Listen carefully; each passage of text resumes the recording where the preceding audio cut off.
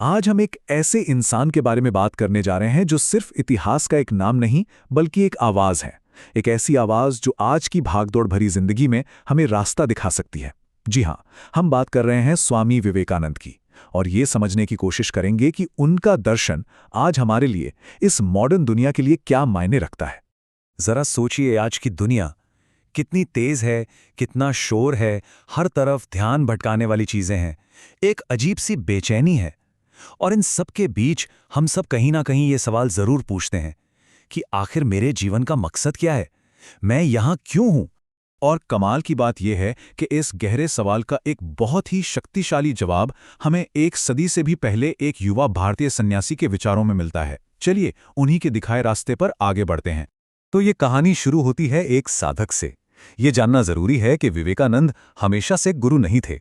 वो भी हमारी ही तरह एक खोज करने वाले थे, जिनके मन में वही सवाल थे जो आज हमारे मन में हैं। उनका सफर देखिए, एक तेज दिमाग वाले छात्र नरेंद्र नाथ दत्त, जिनके मन में बस एक सवाल घूमता रहता था, क्या आपने ईश्वर को देखा है? और इसी एक सवाल की तलाश उन्हें उनके गुरु रामकृष्ण परमहंस तक ले गई। और फिर 1893 में शिकागो, जहां उनकी आवाज ने पूरी दुनिया को अपना बना लिया। शिकागो में उन्होंने अपने भाषण की शुरुआत सिर्फ इन 5 शब्दों से की, sisters and brothers of America. और कहते हैं इन शब्दों में ऐसा जादू था कि मिनटों तक तालियां बजती रहीं।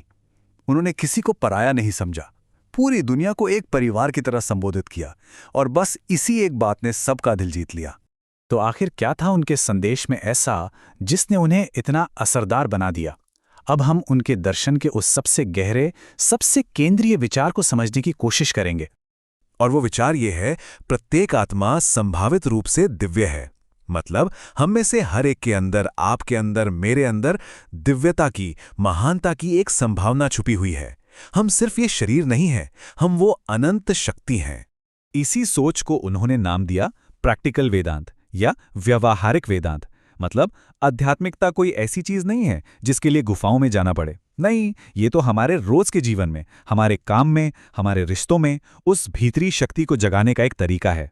और ये दर्शन 3 सीधी सादी बातों पर आधारित हैं। पहली, कि हम सब एक हैं, एक ही चेतना के अलग अलग रूप। दूसरी, धर्म मानने की चीज नहीं, जानने की, अनुभव करने की चीज है।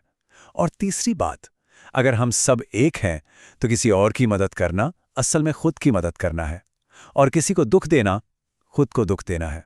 ठीक है, तो ये तो समझ आ गया कि हमारे अंदर एक शक्ति है, पर सवाल यह है कि उसे जगाएं कैसे। इसके लिए विवेकानंद ने एक बहुत ही खूबसूरत टूल किट दी है, जिसमें हर किसी के लिए, हर स्वभाव के इंसान के लिए एक रास्ता है। देखिए, ये 4 रास्ते हैं। जो लोग काम करने में यकीन रखते हैं उनके लिए है कर्म योग, यानी बिना फल की चिंता किए अपना काम करो। जो लोग इमोशनल हैं, दिल से सोचते हैं, उनके लिए है भक्ति योग। जो ज्ञान और तर्क के रास्ते पर चलना चाहते हैं उनके लिए ज्ञान योग है। और जो ध्यान और मन पर काबू पाने का अभ्यास करना चाहते हैं उनके लिए है राजयोग। कोई एक रास्ता सबसे अच्छा नहीं है, जो आपके स्वभाव को सूट करे वही आपके लिए है। चलिए कर्मयोग का एक छोटा सा उदाहरण लेते हैं। आज के ऑफिस कल्चर में आमतौर पर हमारा लक्ष्य क्या होता है? प्रमोशन, पैसा, तारीफ। लेकिन कर्मयोग कहता है कि आपका फोकस काम की क्वालिटी पर होना चाहिए, ये सोचकर कि आपका काम समाज के लिए एक सेवा है। और अपने साथियों को कॉम्पिटिटर नहीं बल्कि उन्हीं का एक रूप समझें जिनमें दिव्यता है। सोचिए, इस एक बदलाव से काम करने का पूरा नजरिया ही बदल जाएगा। काम बोझ नहीं, पूजा बन जाएगा। विवेकानंद के विचारों में जो सबसे ज्यादा ऊर्जा है, जो आग है, वो शायद उन्होंने आज के युवाओं के लिए ही बचा कर रखी थी। उनका संदेश सिर्फ कोरी प्रेरणा नहीं है, ये एक सीधी चुनौती है, एक पुकार है। उठो, जागो और तब तक मत रुको जब तक लक्ष्य मिल ना जाए। ये सिर्फ शब्द नहीं है, ये एक मंत्र है।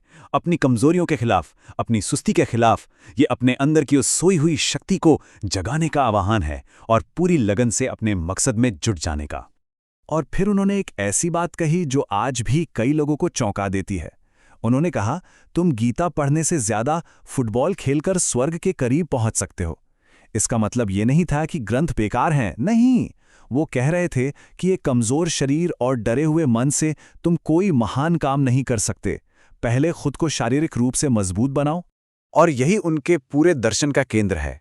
ये एक विचार, शक्ति, स्ट्रेंथ, चाहे वो शारीरिक हो, मानसिक हो या आध्यात्मिक। उनके लिए शक्ति ही जीवन थी और हर तरह की कमजोरी मृत्यु। इसीलिए उन्होंने ऐसी शिक्षा की बात की जो सिर्फ दिमाग में जानकारी ना भरे, बल्कि मनुष्य का निर्माण करे। एक ऐसी शिक्षा जो मन को मजबूत करे, एक मजबूत चरित्र बनाए, आत्मविश्वास से भर दे और इंसान के अंदर अच्छे मूल्यों को जगाए। यह आज भी शिक्षा के लिए एक बहुत बड़ा विजन है। तो इन सब बातों का मतलब क्या है? स्वामी विवेकानंद का दर्शन सिर्फ किताबों में पढ़ने की चीज नहीं है, ये इतिहास नहीं है, ये एक खुला निमंत्रण है, एक इनविटेशन हम सबके लिए कि हम अपनी भीतरी शक्ति को पहचानें, निडर होकर जिएं और अपने सबसे बेहतर रूप को दुनिया के सामने लाएं। तो आखिर में सवाल ये नहीं है कि विवेकानंद आज के दौर में प्रासंगिक हैं या नहीं, वो तो हैं। असली सवाल ये है कि क्या हम उनके दिखाए रास्ते को जीने के लिए, उनकी बातों को अपनी जिंदगी में उतारने के लिए तैयार हैं? ये सवाल मैं आप सबके लिए छोड़ के जा रहा हूं।